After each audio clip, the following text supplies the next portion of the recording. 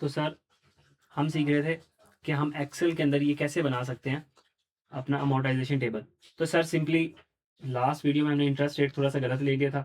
तो sir opening balance हमने ले लिया, उसके बाद इज इक्वल टू का साइन प्रेस किया, ये आ गया ओपनिंग बैलेंस। इसको हमने मल्टीप्लाई करना इंटरेस्ट रेट जो के ऊपर दिया गया है 10.0205%। तो शिफ्ट 8 प्रेस किया तो हमारा मल्टीप्लाई का साइन डल गया। आपने लिखना है 10.0205 और शिफ्ट 5 प्रेस करेंगे तो परसेंटेज का साइन डल जाएगा। ठीक है, इंटर प्रेस करेंगे तो सर ये आ गया इंटरेस्ट। और सर कैश कितना आपको मिलेगा? सर वही 60,000 face value into coupon rate. तो सर 60,000 आपको मिलना है तो माइनस 60,000 आपको मिलना है। फिर यहाँ आएंगे इज इक्वल टू का साइन प्रेस करेंगे। सर आप कहेंगे ये ओपनिंग, इसके अंदर ऐड करो ये इंटरेस्ट और माइनस करो क्लोजिंग। अब मैं माइनस का साइन इसलिए नहीं लगा रहा सर क्योंकि पहले कैश के साथ माइनस का साइन लगा हुआ, अगर माइनस का लगा दिया तो माइनस माइनस प्लस हो जाएगा, तो मैंने यहाँ प्लस लगा दिया। तो क्या हो रहा है? Opening plus interest minus cash is equal to closing. Enter press करेंगे तो ये आ गई आपकी क्लोजिंग की वैल्यू। फिर दूसरे साल में आएंगे, इज इक्वल टू का साइन दबाएंगे और अपनी एरो को मूव करेंगे और जो पहले साल का क्लोजिंग है वो अगले साल का ओपनिंग बनेगा। फिर सर आप क्या करेंगे? अब यहाँ आएंगे शिफ्ट और राइट एरो प्रेस करके इन तीनों को सिलेक्ट कर लेंगे और कंट्रोल सी करके कॉपी करेंगे और कंट्रोल वी करके पेस्ट कर देंगे। ठीक है सर। फिर आपने इन तीनों इस पूरी रो को सिलेक्ट करना है। ठीक है, शिफ्ट और राइट एरो प्रेस करके आपने सिलेक्ट करते जाना है अनटिल एंड तक सिलेक्ट हो जाए। कंट्रोल सी करना है। फिर उसके बाद आपने शिफ्ट और डाउन एरो करके तीनों 5 साल तक यानी आपने सेलेक्ट कर लेना है और कंट्रोल वी कर देना है। तो देखें सर आपका जो बॉन्ड है इस वक्त पूरे 5 लाख पे आ गया, सिर्फ 1 रुपये का डिफरेंस है।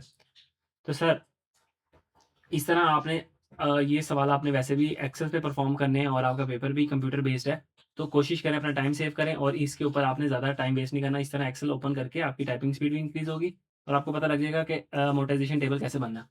तो अल्टीमेटली आपने इसमें से फिगर्स ही उठानी है। तो इंटरेस्ट आपने बुक किया इफेक्टिव रेट यानी आईआरआर पे, और आपने सर कैश जो है वो face value into coupon rate. तो सर ये टेबल बन गया। अब ये देखें कि आपने जो इंटरेस्ट इनकम बुक की है सर वो कितनी बुक की है। ये वो फिगर है जो इंटरेस्ट इनकम की मद में आप लेके गए हैं प्रॉफिट एंड लॉस में, क्योंकि हमने हर साल एंट्री इंटरेस्ट इनकम की इसी कॉलम को देख के की थी। लेकिन सर आपको इंटरेस्ट तो मिला है कितने का? 3 लाख का। ऐसा क्यों है कि आपको इंटरेस्ट इनकम मिली है 3 लाख रुपए की और आपने इनकम बुक की है सिर्फ 2,62,000 की, 2,62,500 की। तो सर आपने कम इनकम क्यों बुक की है? हमने कितने से कम इनकम बुक की है सर? 37,500। तो आपको याद होगा कि हमने एक प्रीमियम पे किया था 24,000 का। सर एक 24,000 का प्रीमियम पे किया था, प्लस हमने क्या पे किया था सर? Transaction cost 13,500। तो सर जो 13,500 ट्रांजैक्शन कॉस्ट थी और इन दोनों का सम अगर हम करें तो एग्जैक्टली 37,500 ही बनता है। कितना बनता है सर? 37,500। तो सर कम इंटरेस्ट इनकम बुक करने का क्या लॉजिक है सर? देखें कम इंटरेस्ट इनकम इसलिए बुक हुई है कि आपका जो इस वक्त बॉन्ड था वो 5,37,500 पे था और आहिस्ता आहिस्ता आहिस्ता वो डेप्रिशिएट या अमोर्टाइज होता होता है। सर ऐसे ही है जैसे अमोर्टाइज होता था, यानी कम होता होता कितने पे आ गया? 5 लाख के ऊपर। तो आपने ये 37,500 पीएनएल के अंदर एक्सपेंस के तौर पे डायरेक्टली बुक नहीं किया, पीएनएल में एक्सपेंस के तौर पे डायरेक्टली बुक नहीं किया, बल्कि क्या किया?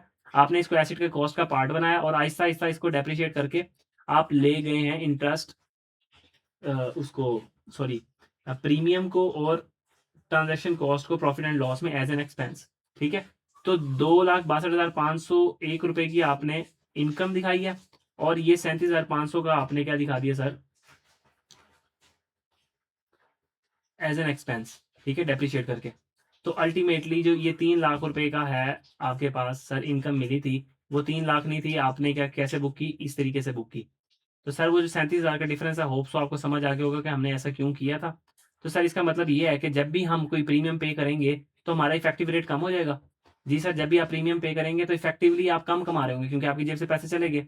तो सर जब हम कोई प्रीमियम पे नहीं करेंगे, जब हम कोई ट्रांजैक्शन कॉस्ट पे नहीं करेंगे, तो इसका मतलब ये है कि हमारा इफेक्टिव रेट और कूपन रेट आपस में बराबर होंगे। जी सर, आपके इफेक्टिव रेट और कूपन रेट आपस में बराबर होंगे। तो आपने अपने पास नोट डाउन कर लेना है, जब आप कोई प्रीमियम कोई ट्रांजैक्शन कॉस्ट पे नहीं कर रहे तो आप क्या आपका इफेक्टिव रेट और कूपन रेट बराबर होगा, और अगर आप कोई ट्रांजैक्शन कॉस्ट या प्रीमियम पे कर रहे हैं तो आपका इफेक्टिव रेट कम होगा और आपका कूपन रेट ज़्यादा होगा। इफेक्टिव रेट को ही आईआरआर भी बोलते हैं। तो ये फाइल मैं आपके नोट्स के साथ अटैच भी कर देता हूँ। तो ये एक्सेल की थी छोटी सी टिप, होप सो आपको ये समझ आ गई होगी।